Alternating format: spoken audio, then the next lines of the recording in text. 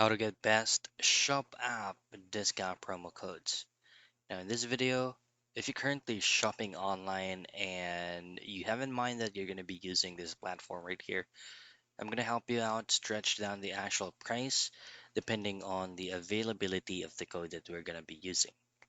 So, of course, to start up, open up your preferred web browser, but on this video, I'm going to be using Google Chrome. We're just going to have to visit a website that's going to be called couponfollow.com. Now you can actually use this for free coupon codes, discount codes, or any type of codes. You just have to go ahead and type in shop app right here, and you should be able to see a bunch of options.